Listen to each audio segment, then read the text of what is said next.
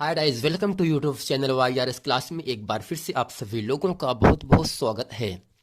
दोस्तों, कक्षा 10 विषय हिंदी राजीव प्रकाशन का जो आपका कंसल्ट पेपर है, इसमें मैंने आप लोगों को प्रश्न नंबर 7 का प्रश्न नंबर का इसके पहले के वीडियो में अच्छे तरीके से बता दिया था। आज इस वीडियो में हम पढ़ेंगे प्रश्न नंबर 7 का प्रश्न नंबर खा। प्रश्न नंबर खा आपके सामने यहाँ से कह रहा है, निम्नलिखित प्रश्नों में से किन्हीं दो प्रश्नों के उत्तर संस्कृत में दीजिए।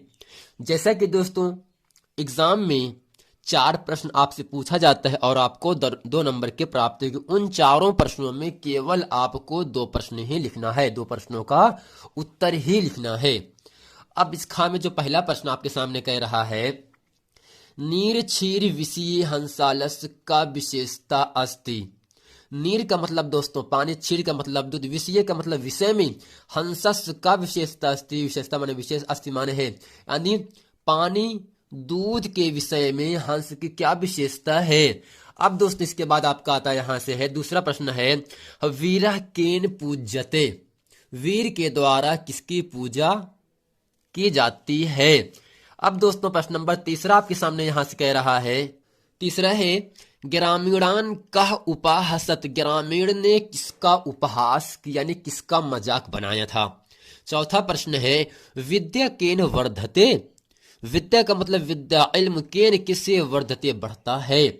विद्या केन वर्धते, विद्या किससे बढ़ता है। तो दोस्तों आइए चलते हैं इस प्रश्न नंबर 7 के खा में जितने भी प्रश्न हैं, 4 प्रश्न हैं, इन 4 प्रश्नों को अच्छे तरीके से हम आप लोगों को बताते हैं। तो दोस्तों इसका उत्तर होगा, कवि हंसंस बोधयते यत्नीर क्षीर विवेके आलस्यम मा कुरु। तो हंस के पक्ष में कहा जा रहा है, हे हंस, यदि तुम ही जल और दूध का विवेचन करने में आलस करोगे तो अब इस संसार में कौन दूसरा व्यक्ति अपने कुल की मर्यादा को पालन करेगा। अगर दोस्तों इसको हम न्याय पुरुष के पक्ष में कहना चाहें तो कह सकते हैं, हे पुरुष, यदि तुम ही सत्य और असत्य का निर्णय करने में आलस करोगे तो अब संसार में कौन दूसरा व्यक्ति अपनी मर्यादा का पालन करेगा। अब दोस्तों प्रश्न नंबर यहां से खाप के सामने है, वीरः केन पूज्यते। दोस्तों इसका उत्तर होगा, वीरः वीरेण पूज्यते का मतलब होता है वीर के द्वारा वीर पूजा जाता है। तीसरा प्रश्न है, ग्रामीणान का उपहासत। ग्रामीण ने किसका उपहास किया, किसका मजाक बनाया था।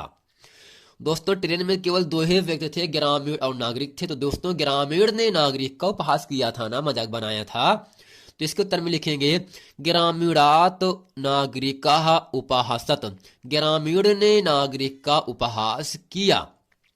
घ है, विद्या केन वर्धते। विद्या किससे बढ़ता है। तो इसका उत्तर होगा, अभ्यासेन विद्या वर्धते। अभ्यास से, अभ्यासेन का मतलब अभ्यास से विद्या बढ़ती है। दोस्तों ये था प्रश्न नंबर 7 का प्रश्न नंबर खा। अब दोस्तों प्रश्न नंबर 8 में आपके सामने कह रहा है, इसमें का, खा, ग और गा प्रश्न है। का में आपसे कह रहा है, करुण अथवा हास्यरस की परिभाषा दीजिए उदाहरण सहित। 2 नंबर का है, उपमा अथवा रूपक अलंकार की परिभाषा दीजिए उदाहरण सहित। 2 नंबर के लिए है, सोरठा अथवा रोला छंद की परिभाषा दीजिए विथ उदाहरण के सहित। ये जो प्रश्न है 2-2 नंबर के लिए एग्जाम में आते हैं। दोस्तों हर एग्जाम में हर वर्ष करुण या हास्यरस, उपमा या रूपक अलंकार, सोठा या रोला, हर एग्जाम में यानी कक्षा 10 की बोर्ड परीक्षा में हर वर्ष ये प्रश्न पूछा जाता है। इसलिए इस पूरे प्रश्न को अच्छे तरीके से आपको रट लेना है, याद कर लेना और समझ लेना है। और आपको जिस प्रकार से हम आपको बताएंगे ऐसे ही लिखना है और आपको 2-2 या 6 नंबर की प्राप्त हो जाएगी। आइए दोस्तों चलते हैं प्रश्न नंबर 8 का प्रश्न नंबर का पढ़ते हैं। दोस्तों यहाँ पे हेडिंग आपके सामने है, करुण रस। दोस्तों करुण का मतलब होता है दुख। क्या होता है दुख, जबकि रस का मतलब होता है दोस्तों आनंद। तो हम समझ लेते हैं किसे कहते हैं रस और रस का क्या अर्थ होता है। दोस्तों रस का शाब्दिक अर्थ होता है आनंद।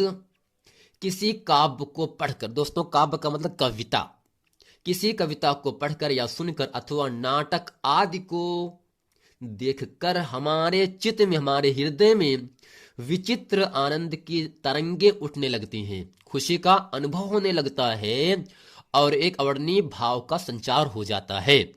थोड़े समय के लिए दोस्तों होता क्या है, हम मंत्रमुग्ध हो जाते हैं और आनंद में झूमने लगते हैं।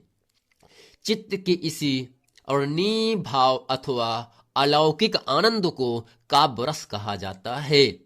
दोस्तों केवल काव्य का मतलब होता है कविता, दोस्तों रस का मतलब होता है आनंद यानी मजा होता है। अब दोस्तों जैसा कि जो कड़ू रस है ये एग्जाम में 2010, 11, 12, 13, 14, 15, 16, 17, 18, 19 में पूछा गया, यानी हर वर्ष कड़ू रस और हास्य रस एग्जाम में आपसे पूछा जाता है। इसको आपको अच्छे तरीके से याद रख लेना है। दोस्तों इसमें लिखेंगे और समझेंगे, करुण रस का स्थायी भाव शोक है। शोक नामक स्थायी भाव जब विभाव, अनुभाव और संचारी भावों से संयोग करता है तब करुण रस की निष्पत्ति होती है। यानी दोस्तों इसको इस प्रकार से भी लिख सकते हैं, हम ध्यान से सुनिएगा आप। बंधु नाश, बंधु वियोग, द्रव्य नाश, धर्म पर आधारित होने तथा प्रेम भाव की सदैव के लिए समाप्ति अथवा किसी से सदा के लिए, हमेशा के लिए बिछुड़ने पर करुण रस उत्पन्न हो जाता है। वियोग श्रृंगार में भी यह स्थिति होती है, लेकिन वहां पुनर्मिलन की आशा रहती है। लेकिन जहां पुनर्मिलन की आशा पूर्ण रूपेण समाप्त हो जाती है वहीं करुण रस की निष्पत्ति हो जाती है। यानी दोस्तों जिस कविता को पढ़ने से आपको दुख का अनुभव हो वहां पर आप करुण रस होता है। और दोस्तों इसका उदाहरण आपके सामने यहां से दिया जा रहा है। मणि खोए भुजंग सी जननी, फंसा फटक रही थी शीश, अंधी आज बनाकर मुझको किया न्याय तुमने जगदीश। यानी दोस्तों एग्जाम में आपको एग्जाम्पल यानी उदाहरण आपको हर हाल में लिखना है और उसका मतलब भी आपको लिख देना है। इसमें दोस्तों हो क्या रहा है, श्रवण कुमार की मृत्यु पर, श्रवण कुमार की मृत्यु पर उनकी माता के विलाप का, विलाप दुख का, यह उदाहरण करुण रस का उत्कृष्ट उदाहरण है। अब दोस्त इसमें क्या अस्थाई भाव, यानी किसको देखने से आपका हृदय फट जाता है, रोने लगता है, दुख में पड़ जाता है, वो आपका शोक है। तो विभाव का मतलब यहां से दिया दो है, आलंबन और उद्दीपन। अब दोस्तों यहां से ये चीजें कहता है। अब यहां से जो आलंबन का मतलब क्या होगा, जिस व्यक्ति या वस्तु को देखकर मन में अस्थाई भाव जागृत हो जाता है उसे हम आलंबन कहते हैं। अब दोस्तों किसको देखकर आलंबन हो रहा है, श्रवण को।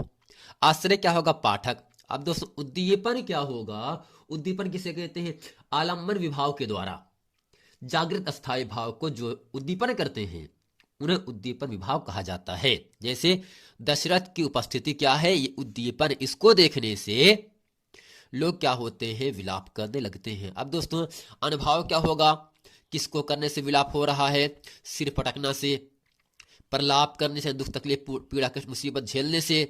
अब संचारी भाव क्या होगा, यहां से स्मृति, विषाद आदि। जैसा कि दोस्तों इस पूरे करुण रस को जिस प्रकार से हम आपको बताए हैं ऐसे ही आपको लिख लेना है और आपको याद कर लेना है। एग्जाम में एग्जाम्पल जरूर आपको लिखना है, तभी आपको 2 नंबर की प्राप्ति होगी।